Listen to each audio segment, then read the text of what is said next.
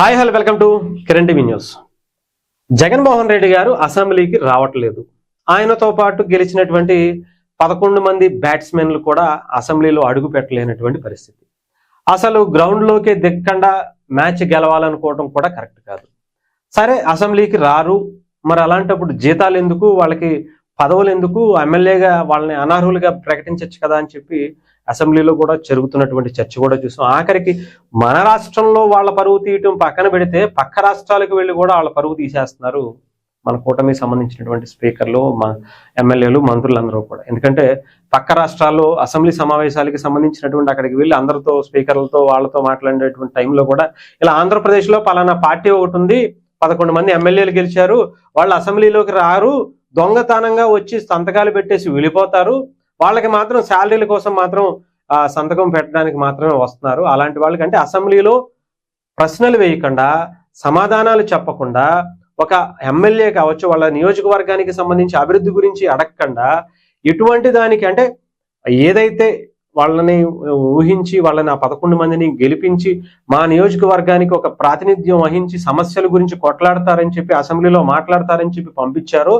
దాని గురించి ఆ పని చేయకపోతే వాళ్ళకి జీతం ఎందుకు ఇవ్వాలి, ప్రజల డబ్బు ఎందుకు ఇవ్వాలి, వాళ్ళని అసలు ఆ పదవి ఎందుకు ఉంచాలి అనేటువంటి దాన్ని కొంతమంది చర్చించారు. బానే ఉంది. దీని గురించి నిన్న జగన్మోహన్ రెడ్డి గారి ప్రెస్ మీట్లో చాలా అద్భుతాలు ఉంటాయి. నిన్న ఎందుకో కానీ ఇలాంటి క్వశ్చన్ కావాలనే వేయించుకుంటారు అనుకోండి జగన్మోహన్ రెడ్డి గారు, ఆయన ఏదో సమాధానం చెప్దామని. అయితే ఒక విలేకరి అంటే మరి ఆ విలేకరి ఎవరో, లేదంటే ఆ జర్నలిస్ట్ ఎవరో, ఆ మీడియా ఛానల్ ఎవరో అనేది మనకు తెలియదు. ఎందుకంటే జగన్మోహన్ రెడ్డి గారు మాత్రమే కనిపిస్తారు, అవతల మీడియా వాళ్ళు ఎవరు కూడా కనిపించరు. ఆ క్వశ్చన్స్ కూడా మరి ఎందుకు అడిగిపించుకుంటారో పాపం, అడిగిపించి పాపం ఆ కోటరీ రాసినటువంటి దానికి ఆ జగన్మోహన్ రెడ్డి గారిని ఎందుకు బలి చేస్తున్నారో నాకు అర్థం కాదు. ఒకసారి ఆయన ఏం మాట్లాడారో ఒకసారి విన్నాం.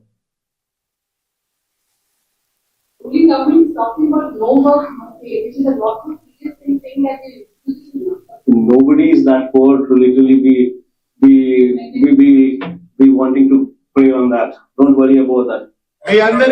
ఏమన్నారంటే ఒక విలేకరు అడిగింది, అసెంబ్లీకి రాలేకపోతున్నటువంటి, రాకుండా దొంగ సంతకాలు పెట్టి వెళ్ళిపోతున్నటువంటి వాళ్ళ నియోజకవర్గ సమస్యల గురించి, రాష్ట్ర జరుగుతున్నటువంటి పరిస్థితుల గురించి అసెంబ్లీలో ప్రశ్నించినటువంటి రానటువంటి ఎమ్మెల్యేలకు జీతాలు ఎందుకు ఇవ్వాలి అని చెప్పి కూటమి ప్రభుత్వం ప్రశ్నిస్తుంది. సార్ మీ ఎమ్మెల్యేల గురించి మీరేం చెప్తారు అని అంటే, మాకు పెద్ద విషయం ఏం అవసరం లేదు, వాళ్ళ జీతాల మీద అసెంబ్లీ అంటే ఎమ్మెల్యేగా ఇచ్చేటువంటి జీతం మీద బ్రతికేటువంటి పరిస్థితి వాళ్ళకి లేదు. అంటే దాదాపు 1-2 లక్షలు వస్తుంది అనుకుంటా ఒక ఎమ్మెల్యేకి జీతం, దాని మీద బతికేటువంటి పరిస్థితులు ఏమీ లేవు వాళ్ళకి అని చెప్పి జగన్మోహన్ రెడ్డి గారు చెప్తున్నారు. అంటే మా వాళ్ళు అసెంబ్లీకి వాళ్ళ నియోజకవర్గానికి సంబంధించినటువంటి ప్రశ్నించడానికి రావట్లేదమ్మా, లేదంటే వాళ్ళు ఇలా రానివ్వట్లేదనో ఇంకొకటనో ఏమి చెప్పట్లా, వాళ్ళకి అంత అవసరం లేదు, వాళ్ళకి చాలా ఉంది, మామూలు బలవలేదు, మామూలుగా వాళ్ళు చిన్న వాళ్ళు కాదు వాళ్ళు అనుకునేటువంటి చెప్పేటువంటి పరిస్థితి జగన్మోహన్ రెడ్డి గారు. అయితే గతంలో మాట్లాడినటువంటి వీడియోస్ అన్ని కూడా పట్టుకొచ్చి పాపం ఈ 11 మంది గురించి ఇప్పుడు సోషల్ మీడియాలో ట్రోల్ చేస్తున్నారు. ఏం చేస్తున్నారో చూడండి. అప్పుడు జగన్మోహన్ రెడ్డి గారే మాట్లాడింది, ఇప్పుడు జగన్మోహన్ రెడ్డి గారే మాట్లాడింది.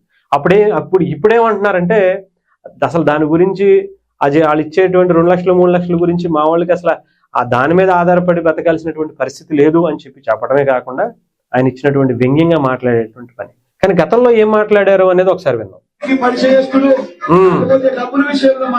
అంతంత మాత్రమే, అంతంత మాత్రమే, అంతంత మాత్రమే, పాపం అంతంత మాత్రమే. రైట్, ఇదనమాట. అంతంత మాత్రమే, అంతంత మాత్రమే అంటే ఎన్ని కోట్లు ఉంటే అంతంత మాత్రమో నాకైతే తెలియదు. కానీ నెలకి 2 లక్షలు వస్తున్నటువంటి జీతాన్ని దాన్ని తీసుకుని బ్రతకాల్సినటువంటి పరిస్థితి లేదు అని చెప్పినటువంటి జగన్మోహన్ రెడ్డి గారు మరి గతంలో ఎలక్షన్స్ కు ముందు వాళ్ళని దగ్గరుండి ఓటేపించినప్పుడు అంతంత మాత్రమే, అంతంత మాత్రమే అని ఏ రకంగా చెప్పారని చెప్పి సోషల్ మీడియాలో పాపం ఈ రకంగా జగన్మోహన్ రెడ్డి గారిని ఆడుకుంటున్నారు. వేరే విధంగా చెప్పుండుంటే బాగుండేదేమో, అంటే అదే స్క్రిప్ట్ కొంచెం వేరే విధంగా రాసుండుంటే బాగుండేదేమో, అడిగినటువంటి దానికి సమాధానం వేరేగా చెప్పుండుంటే బాగుండేదేమో.